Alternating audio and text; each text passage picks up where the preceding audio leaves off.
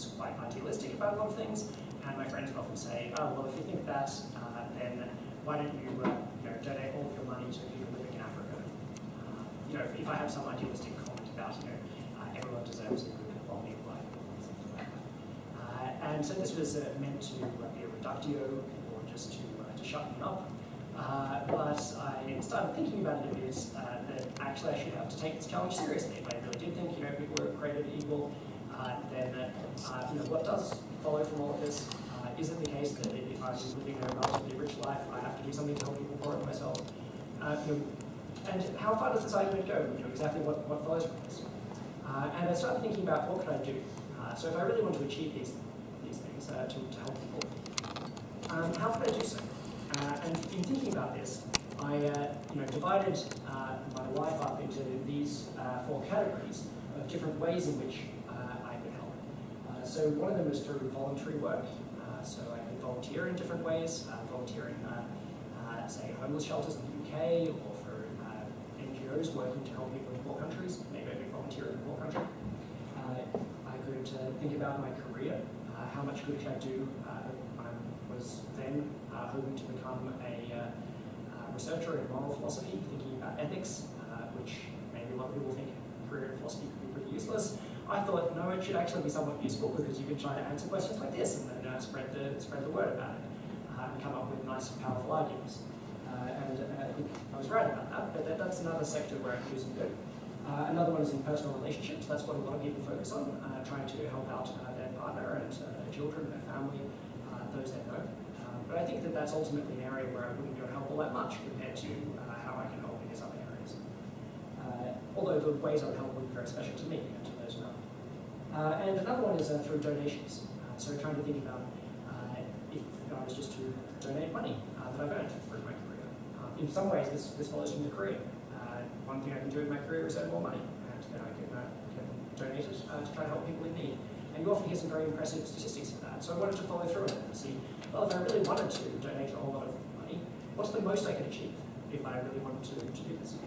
So I sat down and tried to find out how much I would earn as an academic, and worked out that it was around about £1.5 million over my career. I encourage you to do things like this sometimes. Not many people actually go that step and say, how much would that cost? If I want to have a child, how much does that tend to cost? These types of questions. It turns out there are answers, and they're not that hard to find using Google. So I then had a bit of a go at calculating how much I would need to live off. So the standard I set for this was I was living as a graduate student in Oxford at the time, and having quite a good life, and living on, that was about £12,000 per annum, I think. It's a little bit complicated to work out as I was only around for 10 months of the year, so I had to pro-rata and things like that. But it was something in the order of £10,000 per annum. And I worked out that over my life, I would only need about £500,000 to live out the rest of my life on that kind of level. And I'd be able to, at that level, have a very good and fulfilling life. I would be able to spend a lot of time with my wife and with my good friends, listen to a whole lot of fantastic music that I really like, read the greatest books that have ever been written, and engage in a whole lot of activities with my friends, talk about really exciting things, generally participate in social life. And I think that pretty much all the things that we really think are important in life, I was actually having and were able to have without a huge amount of money. I mean, I can come to so 500,000 wouldn't quite be enough to factor in children, so I can talk about that later. But it wouldn't need to change all that much. Basically, the answer is that I could donate about £1 million if I don't have any children, or about £900,000 if I have a child, or £800,000 if I have two children. It doesn't change the story very much. So I thought about this. What could I do with the remaining £1 million? It's quite fun if you think about it like that. If you do it all at once, and you think, wow, instead of a little bit here and a little bit there, donating, try to think, well, if there's actually this much that I can donate, it's really, really worth checking out where to give it, and not just to the first person who asks. And there's many ways that I can help people, and so a few examples are education, empowerment, peace. But in this talk, I'm going to focus on health, as it's a way that's plausibly one of the most effective, and there's also very good data for it. That doesn't mean it's the best, though, and can talk about that in the comments afterwards. But it's at least some way that you can really see some strong evidence. And if these other things can be even more effective in health, then the conclusions I reach in this talk are going to be even stronger.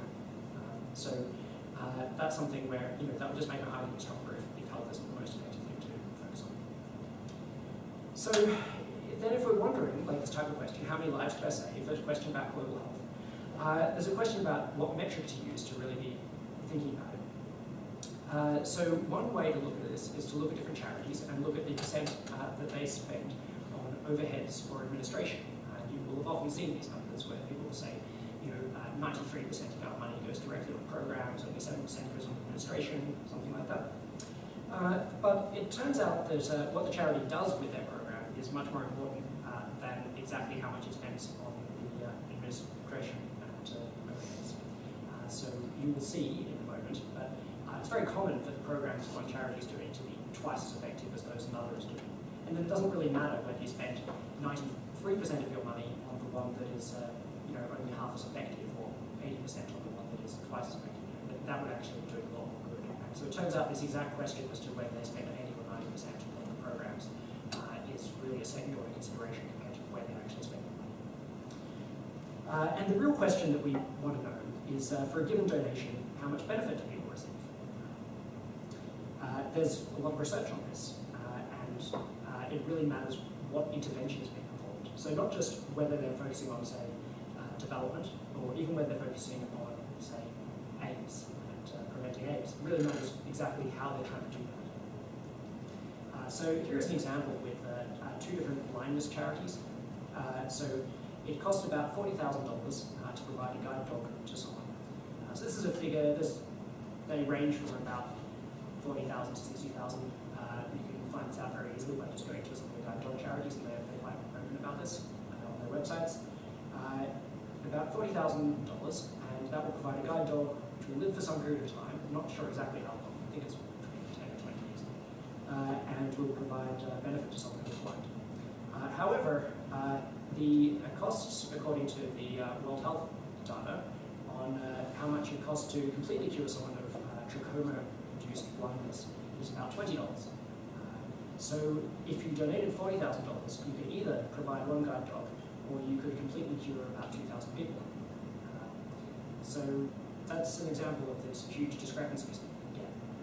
This is it's a somewhat odd example because I'm comparing a developed world intervention, providing a guide dog to someone, say, in the UK, to helping people in other countries. And a lot of people don't want to compare across borders like that, but I think it's the natural way to do it if you think that human life is important.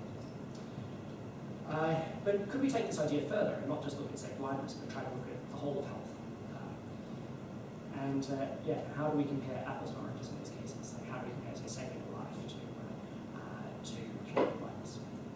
So there's a way that this is done in applied ethics or in health economics.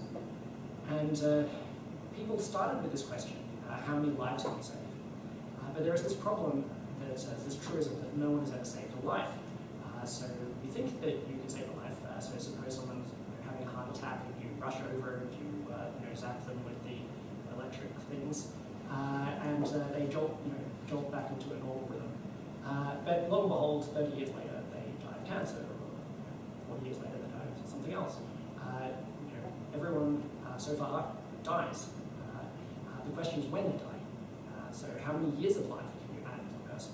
So it would really matter if you were to, say, avoid their heart attack, but they were going to die 5 minutes later, from, say, a statin that they also received. Curing that heart attack would be less important than curing a heart attack of someone who's going to live for another 20 years, because it matters for the person how long they live. And you can think of that from your own perspective. If you're only going to live for another 5 minutes, that would matter a lot less than if you're going to live. So the first point is that we can extend lives. So we can maybe ask this different question: how many life years can we save? But then there's also this point about what is the quality of that life. And this is a pretty clear consideration. So it could be that you have an option of treatment for cancer, but your quality of life will be much lower if you're treated with an aggressive chemotherapy, but you might be able to live longer. And that's a trade-off that you have to think about for yourself, as to whether the extra quantity of life years outweigh ways, the lower the quality. Similarly, there's a question about treatments that are not life-extending. For example, we talked earlier about curative blindness. So then you could look at a life, let's say 40 years of life, which is blind, where you've got that health state of being blind, or 40 years of life where you're perfectly healthy. And it's obviously better to be perfectly healthy. But that's not a case of adding years on. We need to factor in quality somehow. And the kind of obvious way to do it turns out to work pretty well, which is to multiply by some number representing the quality. So we talk about how many quality-adjusted life years we can save. They take into account both the quality and the quantity. It's the standard approach in public health, and they're known as QALYs or DALYs. There are some technical differences between QALYs and DALYs, which would stand for disability-adjusted life years, but they're not very interesting. And I'll just talk about QALYs instead. So just to sketch out, this approach. So this is a schematic of a life here. This person lives from 0 to 70 years, or to 80 years, and their quality of life changes over time, tracing out a curve here. This is perhaps a period of decline into ill health in middle age, and then recovery, and then several slow declines, followed by rapid decline at the end. You can imagine a curve like this. In general, they're going to be much more approximate than this because we can't get very accurate data about this. So here are like some schematics, and here's the kind of way that you would use this idea. Suppose there's two different interventions you can perform. One of them improves a life from birth till death by, let's say, moves it from 70% quality to 90% quality. Another one improves it by 10 years, from 60 years to 70 years of life at the same quality. Well, you can just look at the area of these two rectangles to work out which one adds more quality adjusted life years, and that's a measure of this. It turns out that there are some kind of further maths people in the audience. There are some interesting technical reasons why this works as simply as it does. And if you did that, you'd find that this first one is 12 quality adjusted life years, and the second one is worth 7 quality adjusted life years. So the real benefit of these is that we can compare apples and oranges within the area of health. There's a tool for doing that. They're only a rough measure.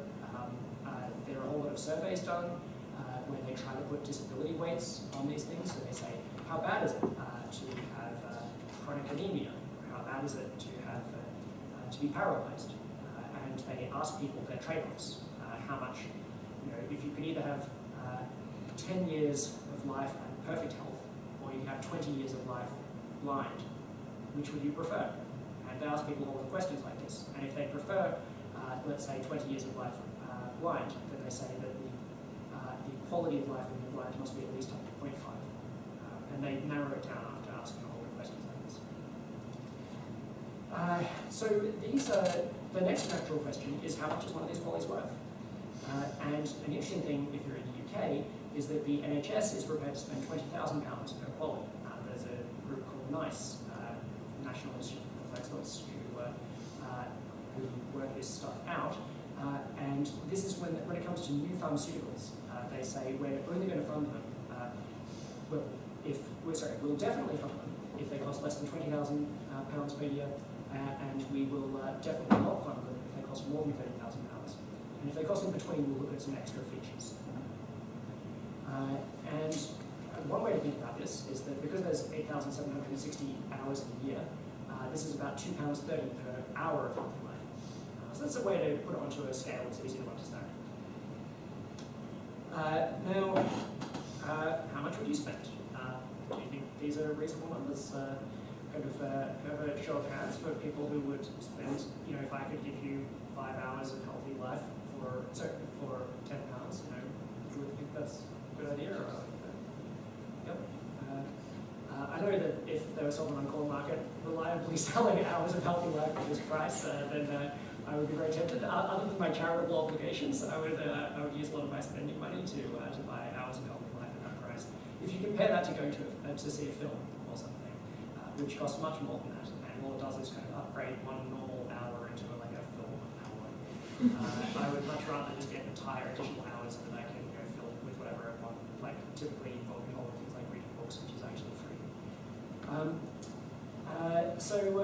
Another way to think about this is if you had a choice between a salary of £20,000 per annum and being perfectly healthy, a salary of £30,000 per annum for the rest of your life, but you're blind. If you prefer, I would prefer to get £20,000 and be able to remain to be able to see than to get 30,000 blind. And because the standard blindness rates which you used are about half, that would suggest that I value a quality adjusted life here at more than £20,000 per year. So there's a few different ways of trying to get at this. And I think that it's pretty plausible that it really is worth this much. For people who earn as much as we do in the UK, that £20,000 is a good deal for a quality for us. Now, another question though, we've looked at what's worth, but a separate question is how much does it cost? Right? So some things are worth more than they cost, which is why we buy them.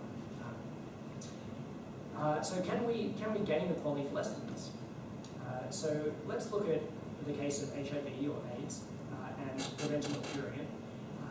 We all know that it's a major toll in developing countries in particular. But there are heaps of different approaches to dealing with this, so let's look at a few of them.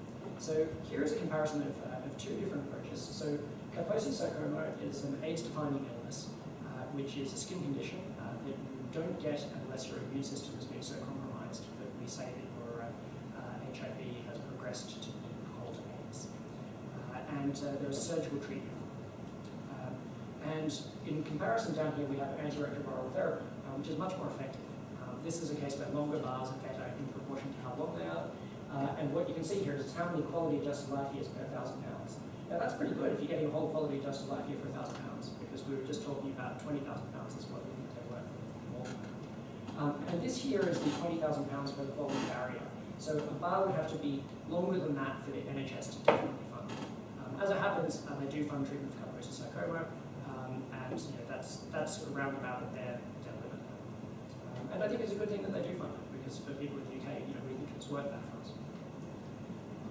Now, if we zoom out though, we can look at another thing, prevention of transmission of HIV during pregnancy. This is really effective, partly because you can narrow down the time due to strike, and you just need to avoid, to have this small window where you don't have transmission, and then you get to save an entire life, free from AIDS. As opposed to antiretroviral drugs, we have to provide them every year and they're quite expensive. So this is quite a bit more cost effective again, and we can barely see the effectiveness of treating Kaposi sarcoma in comparison. And if we zoom out again, we can compare it to distribution of condoms, is much more effective again. And if we zoom out again, this is something that's not for HIV/AIDS, but this is one of the things that's about as effective as we know of, which is distribution of head meds for avoiding malaria. And so this is an interesting kind of example of the cost-effectiveness landscape. And what you're really meant to remember from this is that some things are just way more cost-effective than others. And also, pretty much everything on here is really quite cost-effective, as that line shows us. That's the barrier needed to reach. It's not the case that this is all right and these things are scams or something like that. What I'm trying to show you is that this thing is all right, and these things are amazingly good. So, health programs in developing countries can be amazingly cost-effective, about 1,000 times more than we get here. So instead of something like £20,000 per quality, we can get things more like £20 per quality, possibly even cheaper. We're doing research on this. And something like 1,000 times more effective than is needed to be a good deal. So even if it was 1,000th as effective, we would pay for it for ourselves. And this shows us that our money's worth much more than we might have thought it is. Each £5 to £30 that you have in your pocket is worth a year of healthy life, but only if it's used on the best programs, and only if it's not used on you, because you're going to have free access to these really effective things, or you're in an area where malaria has been eradicated, and it's not a problem, so but our money's worth a very large amount if we spend it on others and spend it effectively. So these differences, and that data I looked at, is mainly used in the world by policymakers. People at WHO trying to tell people in poor countries how they should spend the health budget, and trying to tell people in rich countries how they should donate money through their aid agencies in order to help poor countries. But it's also of interest to us, because when we donate money, we're trying to help people and to help them as much as possible. And suppose we want to donate money to fight AIDS, it really matters whether that's used to fund treatment of Kaposi sarcoma or to fund condom distribution. it's not enough, actually, to just hear someone say, donate to this campaign to fight AIDS. You really want to find out what they're using. And you might think they'll just be using the most effective thing, but you'd be surprised. A lot of the time they're not. A lot of the people who are running these organizations are not familiar with this type of analysis. And they think that they're, let's say, they're treating Kaposi's sarcoma as effectively as possible. They don't know anyone in their kind of circle who can cure it for cheaper than they can. So they consider themselves to be very effective, but they haven't done this kind of wider comparison. And if we're interested in finding the most effective AIDS charity we can find, why not look further and say, why did we focus on AIDS? Why don't we just trying to help people?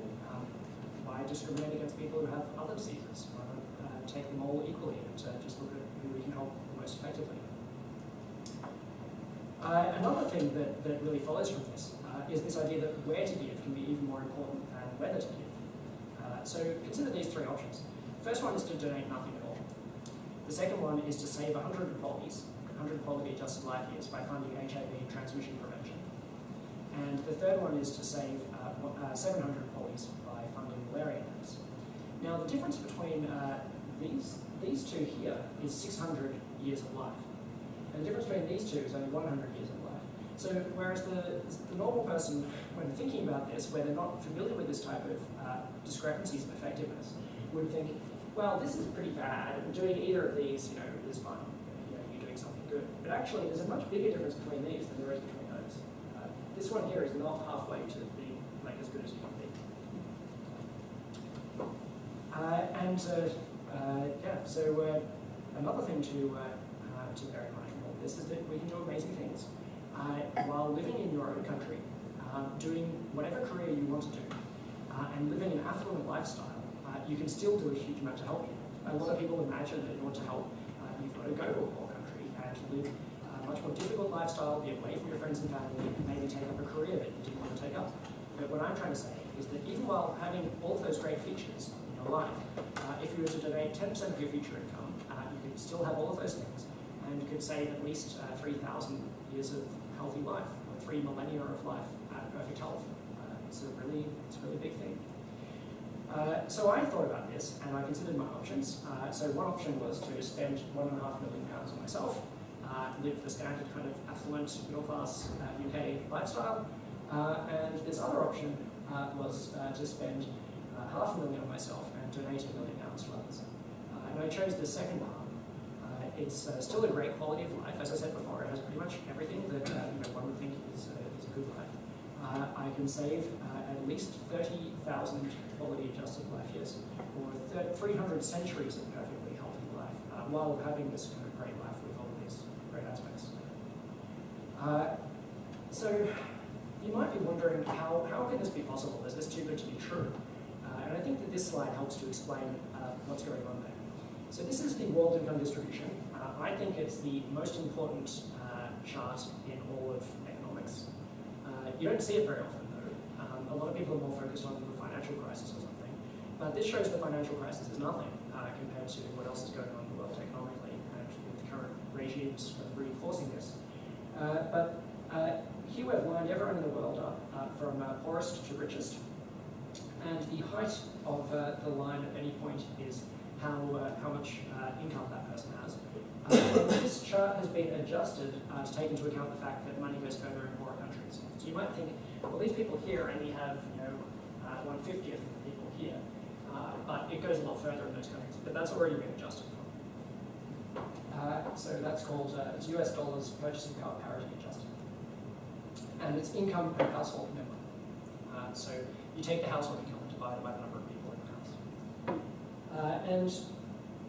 As you can see, it's incredibly unequally distributed, with, to all intents and purposes, everyone really below the 70th percentile having almost nothing compared to people above. But what's interesting is that all of you and me will be in the richest 2% of the world income distribution in your lives. This is, in fact, probably you will be in the richest 1%. It's interesting to compare with the Occupy movement, because in terms of the global income distribution, we are the 1%, or at least the 2%. And a lot of the people who are protesting are going to be in the 1 or 2% globally. And this is something that there's a lot fewer protests about, and it is actually a bigger deal. And it's because these people, if I go back, have so little money, and we have so much money. That's why it is that by giving up a relatively small proportion of our money, we're able to help them so much, because we have tens or hundreds of times as much money. So it turns out that giving away 10% of it, that is more than the entire amount that these people will earn. And then by giving it away to the most effective organizations, we can actually spend it even more effectively than they can. So we can find very targeted things which they can't easily buy. An example of that might be a deworming program where it's much more cost effective to run a deworming program at a school and have all the students go and take a pill than it is to sell pills in a shop and have each person come in and buy them individually. So because we've got access to some interventions like this, we can actually spend the money better than they can in some cases. So this takes us to Give Them What We Can, which is my response to all of this. So I thought about this, I became familiar with a lot of these figures, I looked up quite a lot of them myself in about, 2005 probably. And I decided I was going to donate about 2/3 of my income over my life. And in particular, to donate everything above £18,000 per annum. I decided that was enough for me to get by on. In fact, it was enough for me to get by on and also to contribute to a mortgage. I thought all about this and tried to work out whether I should rent for the rest of my life, whether that would be more effective than buying a house, but I decided to buy a house, and then when I get to about retirement, to start spending down the capital on the house, basically to die without the house and donate the house. This is not that hard to do financially. But basically, it looked like it was going to be, I'm going to give slightly more money away over my whole life if I owned a house halfway through and then got rid of it in the end, compared to if I rented for a long time. But it's not actually clear that that's true. I encourage you to think about things like this yourselves. So overall, I'll be able to live on much less than £18,000. It's just that I needed to get the house early in order to get that thing to work. Give What We Can is a society of people who care really strongly about improving the lives of people in developing countries. Maybe they're willing to think about things like the idea of renting for the rest of your life, or questions like that. How am I practically going to manage things in order to really go and help people as much as I can? Each member makes a pledge to donate at least 10% of their income to wherever it is that they think can most effectively help people in poor countries. So we care both about helping both giving more and giving more effectively. And we run a website that collects and shares information about how people can do that, and helps to show people the answers to questions about how does giving away a lot of money affect your happiness? Does it increase it or decrease it? Is there really much of a sacrifice to be made? If there's a financial sacrifice, is there actually a sacrifice in your well-being? Actually, there's a spoiler, it looks like there isn't. So in that case, it's a bit of a no-brainer to do this thing. And a nice way to illustrate these two different aims is with this chart, where we've got here the percent given. And the first idea is to get them to give more. And that's to improve the impact that they're having by getting to give more, so they'll have more impact. And then the second idea is to get them to give more effectively, which pushes out this way. I don't know if you guys see Dead Poets Society. That's too early for you guys, but there's a chart like this. And as you can see, the total impact that you can have increases as the product of these two things. So it's really important to be able to do both of them. If you just did one or just did the other, you will achieve a lot less than half of what you would achieve if you did both. This is an update, so that's always a nice surprise. I think we currently have about 340 members, and who have pledged more than $140 million now. And this comes to something from about 3 to 16 million of the adjusted life years in terms of the lifetime pledge of all members, which is pretty cool, I think. We have local chapters here at Oxford, and also Cambridge, London, Princeton, Harvard, Rutgers, San Diego, Canberra, and possibly some other places as well. And you can find out more about this at givingwhatwecan.org. So, in conclusion, we here are exceptionally wealthy compared to people in developing countries. And we should take that very seriously, but we shouldn't just beat ourselves up about it. a lot of talks end with people, beating themselves up about that and then going home and feeling bad. That's not how I want to end this talk. The point is that we're really comparatively powerful for reasons that we did nothing to deserve, and that means that we can help people because through no kind of fault or kind of good work of our own, we've ended up in very powerful positions, which we can use to help people by a vast amount. Our money can do hundreds of times more for them than it can for us because we're already very rich and we've already gained the really effective things in our lives. But only if it's given really wisely. There's this point about where to give is even more important than whether to. And the world is an unfair place with a great deal of suffering, but we can each do a tremendous amount to help make it better. And I urge you to do so. We have this pledge to give 10%, and also there's an idea that we're experimenting with called trying out giving. And we have forms for this at the back if anyone is interested, where you can, instead of making a pledge over the rest of your life or until you retire to give 10%, you can try out a smaller pledge, for example, for the next year or until I finish my degree. I'm going to try out giving 5% of my spending money or something like that to see if you can do this. So I encourage you to think about that as well. If you like the idea but not ready to make the big plunge. Thank you.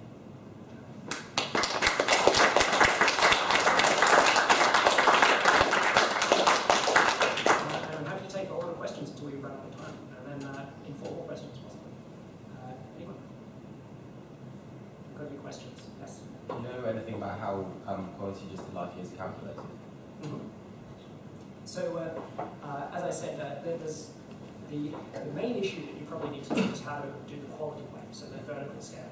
The horizontal scale is just the number of years. There are several different methods for doing it. The basic idea is that you survey a whole lot of people, ideally people who have time to think about the question. You get occasionally some bad surveys where they just ask people very quickly to come up with answers to these things. But then there are, I think, about 3 different ways of doing it.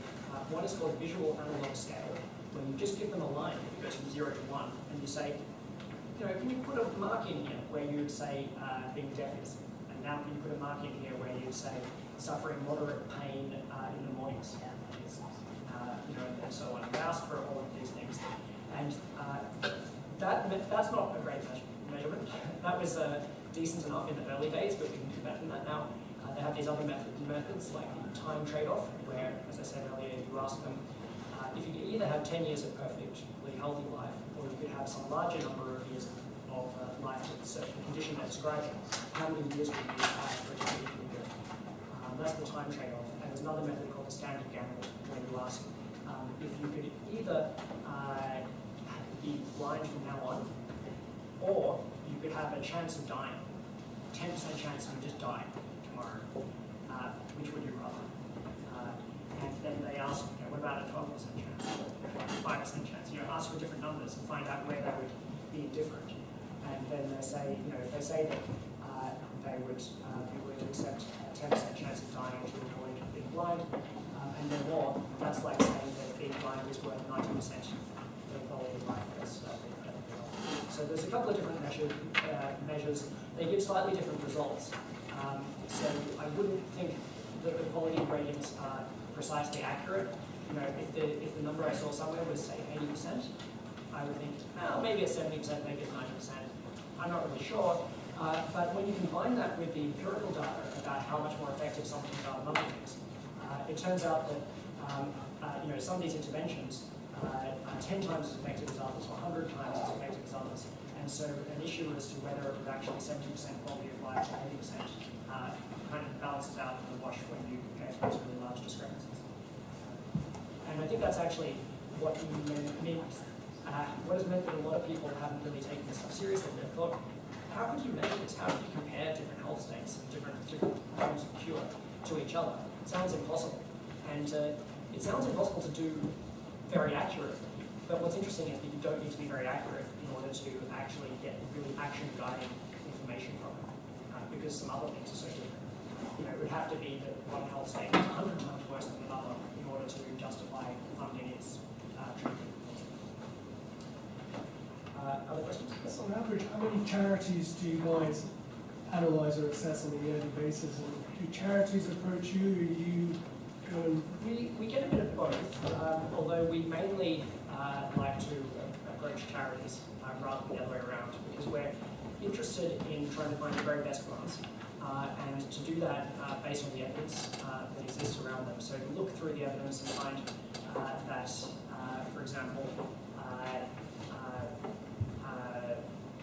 long-lasting insecticide-treated bed nets are very effective. So who is distributing them? Look at several groups who are distributing them, try to find out who we trust the most or who has the most efficiencies in their pipeline and so on. And we found that AMF are particularly good at doing that, as you would have heard last week perhaps. And let's see, the Malaria Foundation. And so we're often focused on the intervention first, and then we try to find out who's doing it. I'm not sure of the numbers of particular charities that we assess each year. It's probably something between like 3 to 10 to give a ballpark. Michelle, correct me if I'm wrong.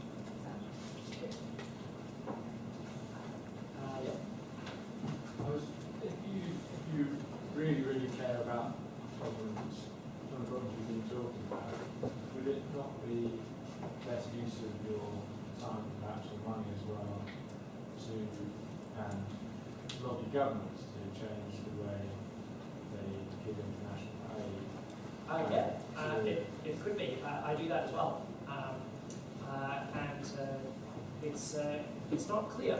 So it's actually very interesting if you're here in Britain. The current Conservative government has had a big focus on what they call value for money. And that is actually pretty much exactly what we're talking about when we talk about cost effectiveness. And I think that there's a kind of idea, if you hear the phrase value for money, you think more, we want to make sure these donors are getting their value for money, we're protecting the donors or something. But that's just the kind of spin on it. I think it's equally applicable to, it's the same concept, which is you want to get as much as possible for the amount you put in. And that's relevant from a moral perspective to help people as much as possible. If I'm going to donate £1 million over my life, I want to help twice as many people if I can. So I really care about that. So there has been a big impetus on that. The time thing I talk to people about this and try to do what I can to nudge them into effective treatments. And it could be that some larger things, maybe trying to change world trade policy could be something which, through lobbying, you can get a very large amount of leverage perhaps. It's a lot harder to assess some of those things where you've got a small chance of a huge return because there's not much of a track record to go on. Maybe you could look at something like ending slavery. That's something that had a kind of small chance of a huge return which actually worked. Although you have to look into the details and find out whether it was the type of thing whose time had come socially or whether it was the fact that a few people managed to make it happen before its time had come. But we take these things seriously, although it's harder to get some hard figures on them. In general, we don't think it's obvious that health charities are more effective than other ways of helping people in poor countries. It could be that, say, education could be more effective, or fighting corruption could be more effective, or trying to overturn trade policy could be more effective. Perhaps other things. I don't know. But what we do know is that we're able to kind of, within health, to find some of the most effective things, which is quite nice. Whereas in the other areas, we have less light to see by to work out what's the most effective. So that's why most of our recommendations are there. But we would love to be able to extend more into other areas as well. It is something you have to think carefully about though, because if you convince one person who learns a lot more in their lifetime than you to donate, well, the same or even a smaller percentage, you could, through that, do a lot more good than you could personally donating. Yeah, I'm not saying you shouldn't do both. Yeah, I think that's right. So there are potentials to help a lot by, for example, when it comes to high net worth individuals, they have a lot of people approaching them already to give money. So it's not as easy as it seems. There are a lot of charities who already spend a lot of their budgets, their outreach budgets approaching such people. But trying to start a movement and trying to get other people, either people of normal means or people with very high incomes to give, could be a very effective thing to do. I'm really sorry that I came in late because of the class, so if this was already answered, just ignore it and tell me later. Sure. But I'm really curious in terms of your personal decision to do this. How do you deal with sort of thoughts about insecurity in the future? Financial insecurity, welfare state, children, house, all that kind of thing. It just seems really hard to me to contemplate thinking ahead and calculating, you know, rent versus mortgage. Who Yeah. knows what rents are going to be like in 50 years? Yeah, that's right. So That's pretty much what happened to my spreadsheet, unfortunately, is that I had ended up with a term in there for like what's going to happen to interest rates, and it turns out that if they're high enough, you know, then one of these things becomes better, and if they're low enough, the other one becomes better, and it was very hard to get much progress beyond that.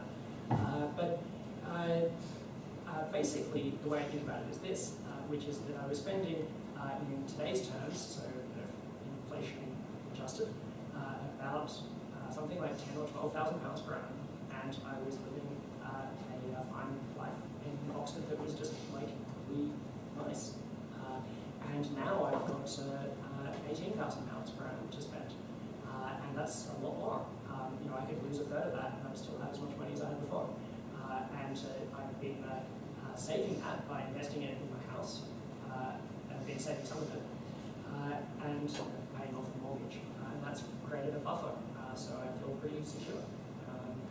And I've managed to raise something like £50,000 to some of the charities that we recommend, while feeling quite secure. It's quite nice if you choose to do this type of thing early in your life, particularly while you're a student, which is what was the case with me, because then you know that you're going to be earning a lot more than 10% more, later than you are now. Or in my case, where I start to give everything above £18,000, £18,000 is a lot higher than what I was earning. And obviously, I'm giving more than 10% as well. If I did start earning £17,000, I would still give 10%. Yeah, I think that it's quite a lot of money. And there's something that strikes me as really sad if you get a whole lot of altruistic people and they're all kind of so worried about these kind of like unlikely scenarios that they don't help people in poor countries who are just obviously much poorer than them and who are themselves facing a whole lot of risky scenarios. So it could be the case that I think maybe in the future my wife will get a condition which is really rare and which the NHS won't treat, which would cost £100,000 to be able to treat her, and I wouldn't have that money, and what would I do, or my child? And then you can have a lot of these kind of what if things. But there's even more chance that such things will happen to the poor people who are trying to help. So I feel okay with making this decision.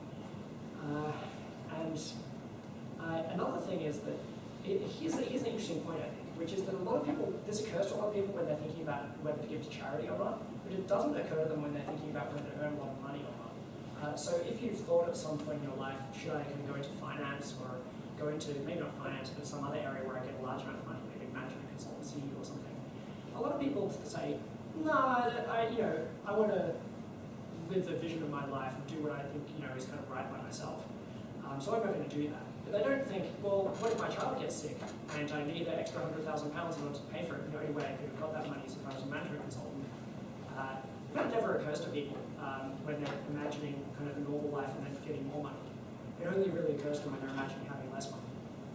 And so I think there's something funny going on in the way we're thinking about it, and we're just ultimately end up being a bit biased towards ourselves or something. I'm not exactly sure, but there's some discrepancies in how we think about it. I definitely have had these thoughts, but I've managed to convince myself that I was thinking the wrong thing. I hope that helps a bit. Yep. What do you think are the strongest critiques to do what you can? Like, what do you think about those critiques? Good question.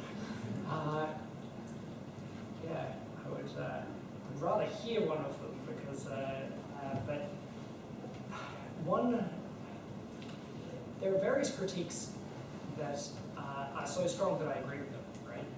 So people think that they're disagreeing with me, but actually they're agreeing with me. An example of that would be someone saying, given what we can is just about health, and what about these other things? Maybe we need to fight the root of the problem. We need to do something about the system, and we need to deal with that. And my response to that would be twofold. One is to say, yeah, that could well be right. If you think that that's a really important problem, maybe you want to spend your career working on that problem. And some people say you need to use your career. And I'd also say, if you think it's that important that you should use your whole probably should be donating to people who are working on that cause as well. So donating to movements who are trying to fight some of these systemic things. And then it actually doesn't look like they're in that much disagreement with me. So I think that's what generally happens, is if someone says, well, it's not just about money, it's also about your time, I'd say, yeah, it's about both. I think that this type of argument here shows that money's worth a lot more than most people would have thought, and it's difficult to see exactly how your time can lead to such big benefits for other people. And what I've tried to show really is that the first thing you should do is kind of, I've given you an argument to take out your wallet and say, okay, look, I'm going to have to donate 10% of my money or something. And then there's a separate question: should I also give a whole lot of my time on these things? And maybe there are strong arguments that you should. I think it's actually a little bit harder to run those arguments. I think that asking people for 10% of their time is actually more of a sacrifice to that person than 10% of their money. But maybe you can do even more good. But only if it's done very effectively, though. One of the really nice things about donations is that we can it's actually this amazing thing. If you try to go to a poor country and try to help directly, maybe you help construct a school or something like that, you're doing something you're not very good at for people in a poor country. In fact, a poor country where labour is fairly plentiful, and there are a lot of people who don't have very large incomes who could be doing that construction. And I remember at one point I thought to myself, wouldn't it be great if there was some system whereby you pair people up with charities such that whatever skills you had, it would let you use them as well as possible to help those poor people. So if you're really good at computer programming, it let you use your computer programming to help poor people. If you're really good at some other area, it let you do that. But that's actually what the charity sector is. The idea is that you do whatever it is that you want in your career that's the best combination of personal satisfaction and income earning. And then that gives you money, which you then can spend. So if you're really good at computer programming, you'll get a high salary in computer programming, and then you can donate that salary to people who are really good at building houses, and they will build the houses or whatever it is. So while it feels kind of crass to talk about money, it is actually a very useful system to help people in all places. Any more questions? Yeah. I was talking to a friend about these ideas, and he's sufficiently convinced that he's not spending some of his time trying to convince other people. But he said to me one time that he thought of a snag in the argument that he wasn't sure about, and it was that if he donated his money to help somebody in an impoverished nation, then they would continue with their life. For instance, living on a trash heap, collecting resources from that, except that they wouldn't have parasites or they wouldn't have malaria. Whereas he could spend that money to go to Paris and go to the Louvre and see amazing artworks. So his basic point was that although he could help this person, their life wouldn't contain any more of the things that he valued, like reading books or seeing amazing artwork. So I think that the flaw in his argument is that he's going to have trouble getting to the Louvre for 50 pence, which is what it costs to treat a child with parasites. And if he scales it up and says, okay, well, admittedly that's true, but I would be able to help 200 children or something, for the kind of cheapest price to get to the Louvre and look at the paintings and then come back again. Then it becomes quite a lot less clear, because you're helping 200 people avoid this problem. You're adding several years of life to these people. These people will have worthy projects. They'll have lovers. People they care desperately about. There'll be people who care desperately about them, and those people's lives will be really improved by having this extra time to have many of the kind of classic things about the human condition, the good things, as well.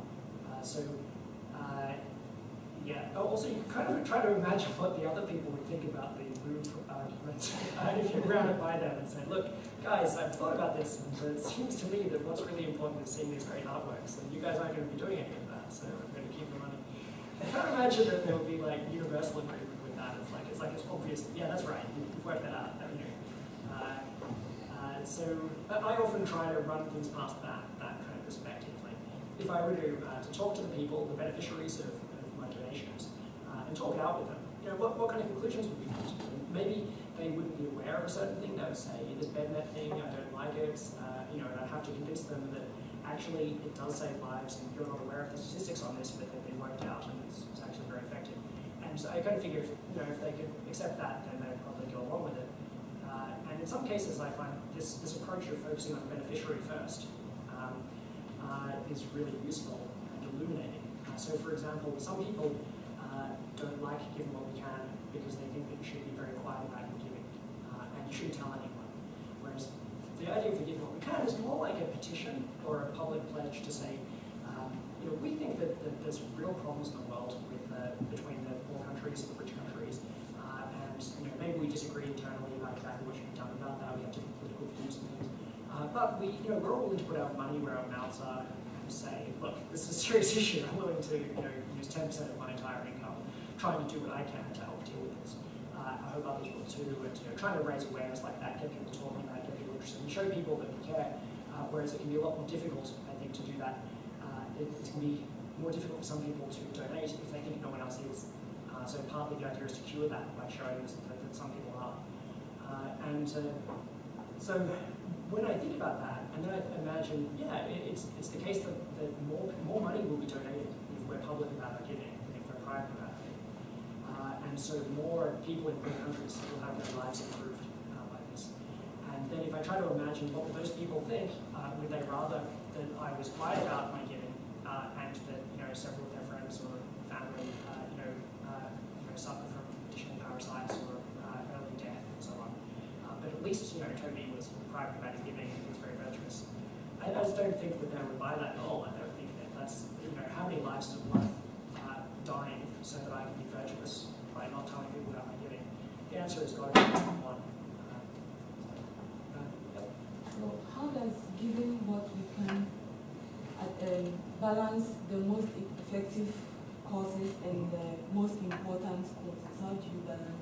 Because for a community, a particular community, maybe the most important thing is addressing malaria, but the most effective or the most cost-effective one is maybe AIDS.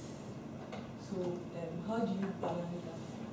Yeah, so I'm trying to work out exactly what you mean by important. So it's the biggest one, is that the idea? Yeah. So the one at the heart of a community. Okay. Yeah. So my approach is to try to do what I can to help as many people by as much as possible. And so it might be, for example, that that's not something which is at the heart of the community. So I'll give you an example. So in Oxford, if we try to look at what in our community are the kind of the big issues, we might think, for example, to go past a lot of homeless people in the street. Maybe homelessness is a big social issue in Oxford. Maybe lack of affordable housing is another big issue. But suppose there was someone in Oxford, just one person who had a rare illness, which they couldn't treat, but let's say I could fix it for them for some small amount of money. Then it seems to me that even though that's not like a big issue in Oxford, but if I could work on that more effectively than anything else, that's what I should be working on. I can help turn this person's life around. So I think that in some cases, it can be that there are things which are not the biggest issues, but which are more effectively dealt with. Economists would say it's kind of more effective on the margin. As in if you could just do a little bit more, how much impact would you have?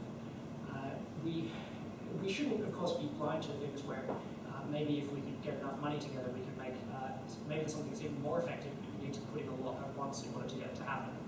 So I definitely want to take that seriously. At the moment, the total amount of money that Giving What We Can members are able to donate each year is just in the kind of single millions of dollars. So it's not, per annum. It's not like a vast amount that we'll be able to do some huge thing at once. If it were, then I really wouldn't be thinking about those things. Did that answer your question? Okay, thanks. Does Giving What We Can do any research into how it can be most effective at encouraging effective giving? So, for example, there's the Giving What We Can pledge, which is quite specific, and what other things consider, so on.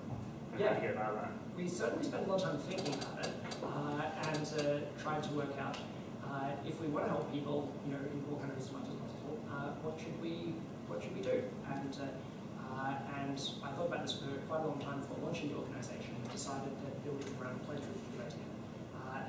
10% pledge was chosen for a number of reasons, including the connection to tithing, and it's often been a historical figure. And it's also a round number. I've said it's 11.7%. Everyone would look at me funny and said, justify yourself. And that it's a large enough amount that it's clear that people are being really serious about it. But it's not too big an ask. If you remember that chart we had a little while ago about how rich most of the people who I'm pitching this to are, i.e. people in rich countries, are typically going to be here. If you're a poor person in a rich country, maybe you'll be there. Look, if you have a look, so the median income in the UK, well, this is after-tax income. The median after-tax income is about £16,000, which is about here. So that's like the 50th, the typical person in the UK is like somewhere around there. It does depend on exactly whether they've got children at home or whether they've left homes and things like that. But at some point in their life, they'll be up here and maybe sometimes going down. And we're all very wealthy. So if we had 10% less money, so if we moved us down that much, we would still often be the richest few percent.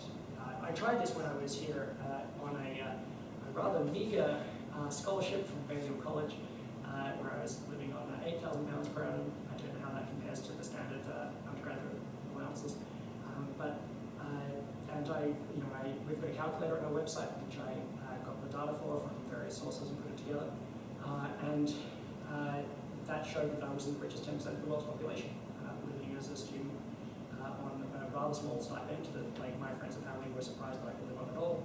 I think you're probably not surprised because you already were doing it. And which is interesting, that even if I gained 10%, I would still be the richest 10% of the world's population, even living on this relatively small scholarship. That was a real eye-opener for me. And so we chose 10% partly because we thought that it is achievable for a lot of people. And we have definitely tried out a few other things. We haven't, don't think we've conducted any formal experiments on it. But in fact, this program of trying out giving is part of that, is trying to say, well, what's a way that we want to have a kind of signature pledge that we can all kind of get together around, rather than some of our members do X, some do Y, some do Z, but to try to get people thinking about that, trying something out, make it seem a bit more approachable. So yeah, if you have any ideas, then run them through the Give What We Can Multiple Committee. Yep. Is there a standard way of doing it in terms of, again, you may have already said that, but do people have sort of like a standing order from their own account into their personal donation account at the beginning of I'm just thinking sort of in terms of behavioral economics, how do you do this to make people I think feel that's a good good question. about We doing don't talk much about that on the website or generally. Everyone kind of works out themselves, but it would actually be easier to have some streamlined ones. I've only recently started I set up an extra bank account within my account, which is like my charity savings account. Once I realized I could do this without attracting any more fees, and then I have a thing where every month a certain amount is moved in, and so I can save up the amount. And that definitely was a smart move. It also means that basically then the amount of money you see in your spending account is the amount of money you can spend. And if you run out of it, it's not that you don't end up giving, it's that you end up eating less good food for a bit or something like that, or going without something that you planned on having if you fail to budget properly. So it's nice getting to kind of abstract those things away. You can probably have more suggestions about things like that. It's also possible for people to, I think one option is to give to the donor advice fund that we've set up. Can you say something on that, Michelle? Yeah, so it's actually called a charity trust, because it's a UK thing, and it's essentially a really scaled down version of a charity. We've just set it up because previously we encouraged people to give direct to the charity we recommended, so that they knew that we weren't like taking a cut, whatever. But the nice thing about the charitable trust is it's super easy. You can just set up a direct debit to it or like pay in various other ways, and then we distribute it to our recommended charities. So it's a nice easy way of giving to like all of our recommended charities, or choosing which of those you want to give to. And it's on the website. I think, in fact, it went up today, possibly tomorrow. It will Anyway, be live in a couple of days, yeah. Okay. And so an advantage of something like that is that, well, a direct debit can be quite a convenient way of doing things. I hadn't been giving like that because I liked to be able to give to wherever I currently thought was most effective. And I would feel really bad about turning off a direct debit. So I'd have some kind of psychological pull to, behavioral economics point, to give into a place which I no longer thought was as effective as possible. So I thought that I would go with an approach of just at the end of every financial year to just sit down for a while, look at the evidence, see what the current state of play was, and what we can .org, and then choose where I want to donate to. And that's how I've been doing it. But another advantage is that if you think there are some potential advantages of giving earlier and some potential advantages of giving later in life, I think the biggest advantage of giving earlier in life is that you can help encourage other people, inspire other people to do so, and do it together as a group. And also that you'll actually do it. Whereas I think most people who decide they're going to give later in their life don't. So it's a nice kind of commitment device that you will do if there's a roadmap. Advantages of giving later can include that maybe you'll have more information about where are the most effective places. Whereas if you donate through this charitable trust that we've set up, you can potentially get the best of both worlds by giving earlier and then deciding whether to be dispersed later to a charity that you can recommend in 5 years' time or something like that. Is that actually possible? Yeah, no, it is. Sorry, I was just going to say, another thing is that because it's like a scaled down charity, it can get gift aid even if the money goes to an American charity. Yeah, that's a big advantage. Yeah, so Project Healthy Children and DUM are well, both US charities, and the trust has to do a bit of paperwork, but it can then get gift aid on those things, which may not be relevant at the moment if you're students, but it's big fun. I should also say that each country has its own idiosyncratic way of dealing with tax policy about giving, and so if you're in the UK, then gift aid means that you get an additional 25%, is that right, given by the government on top of what you would normally give. So for example, if you give £8, the government gives an extra £2, taking the total up to £10. And we count that as part of your 10%. So it's actually only 8% plus if you give the gift aid. The reason for that, that's a bit odd, why didn't you count that as 8%? The reason for that is that in America they do it by a tax deduction. And it would seem odd to people if we require that they then redonate the tax deduction and then redonate the deduction on the deduction and so on. If you calculate it all out, you get the same thing. So basically the way it works is that in effect, if you're earning income, you only have to give 8% of your Is that all?